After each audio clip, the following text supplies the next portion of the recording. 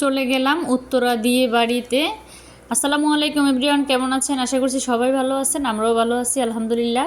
তো এই তো শুক্রবার সকালবেলা চলে গেলাম উত্তরা দিয়া বাড়িতে। এটাকে বলে বউবাজার, জানি না কেন এটার বউবাজারের নাম দেওয়া হয়েছে। দেশ বিদেশের অনেক মানুষ এখান থেকে আসে, বিভিন্ন অঞ্চলের গ্রামের মানুষ আসে, এসে এখানে বাজার করে। তো এইখানে একদম দেশীয় জিনিসগুলো টাটকা পাওয়া যায়, যেমন এখন শাকসবজি, তরকারি, তারপরে ডিম, দুধ। এখানে হইলো মানুষ যারা চাষাবাদ করে, তারপরে বাড়ির আশেপাশে সবজি লাগায়, তারাই মূলত এখানে এসে বিক্রি করে। খুবই ভালো লাগলো বাজারটা দেখে। আমার মা এখানে ঘুরে ঘুরে দেখছিল, আর আমিও দেখছিলাম। খুবই ভালো লাগলো, খোলা মাঠে আকাশের নিচে এমন একটা সুন্দর গ্রামীণ বাজার। তো ওখান থেকে বাজার শেষ করে মুরগি কিনে তারপরে চলে আসলাম বাসায়। বাসায় এসে এখানে পাটিসাপটা পিঠা বানিয়ে নিলাম। ওখানে এক পিস পিঠার দাম চেয়েছিল 50 টাকা।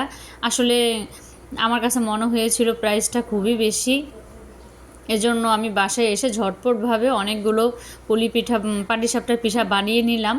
তো বানিয়ে এখানে চলে আসলাম আমি রান্না করার জন্য। রান্না করে অলরেডি আমার প্রসেসিং করা হয়ে গেছে। তো এখানে বড় সাইজের 3টা চিংড়ি মাছ নিয়েছিলাম আমি। এখানে আমরা যেহেতু ফ্যামিলি মেম্বার 3 জন, তো 3টা চিংড়ি মাছ নিয়েছিলাম। এই চিংড়ি মাছগুলো মূলত নদীর। আর এখানে কিছু পা আছে, যে পাগুলো আমার মেয়ে খেতে খুবই পছন্দ করে। তো আমি টমেটো দিয়ে একদম মশলাটা ভালোভাবে কষিয়ে তারপরে চিংড়ি মাছগুলো রান্না করে নিচ্ছিলাম। আজকে এই চিংড়ি মাছ রান্না করব। আমার কিছু কেকের আর পুডিংয়ের অর্ডার আছে, ওগুলোও আমার করতে হবে।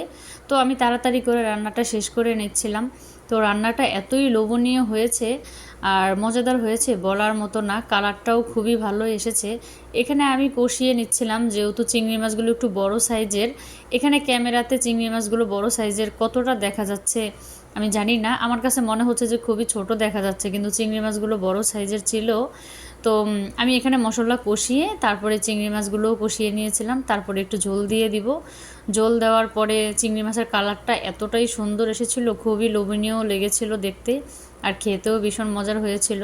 তো আমার ভিডিওটার কোনো অংশ যদি আপনাদের ভালো লেগে থাকে, আমার চ্যানেলটা সাবস্ক্রাইব করে দিবেন। যারা আমার চ্যানেলে নতুন এসেছেন, আমার চ্যানেলটা সাবস্ক্রাইব দিবেন, পাশে থাকা বেল আইকন ক্লিক করে দিবেন, তাহলে ভিডিও ছাড়ার সাথে সাথে আপনার কাছে চলে যাবে।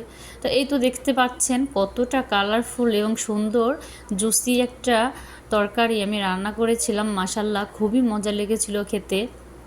কালারটাও অসাধারণ অসাধারণ, মাশাল্লাহ। আমি নিজের প্রশংসা নিজেই করে দিলাম। তো এখানে আমার কিছু মিনি জার কেকের অর্ডার ছিল, ওগুলোই আমি করে নিচ্ছিলাম। এখানে আরও ছিল, আমি এই কটা কমপ্লিট করেছিলাম। তো হঠাৎ মনে পড়লো আমি একটু ভিডিও করি। তো আমি এই জার কেকগুলো কীভাবে বিক্রি করি, কি ডিটেলস, আমি আরেকটা ভিডিওতে আমি শেয়ার করব আপনাদের। তো বাসার জন্য একটু পুডিং বানিয়ে নিব, আর অর্ডারিও ছিল। তো এই তো আমি কেকটাকে, সরি, এখানে আমি পুডিংটাকে আলমোড করে নিলাম।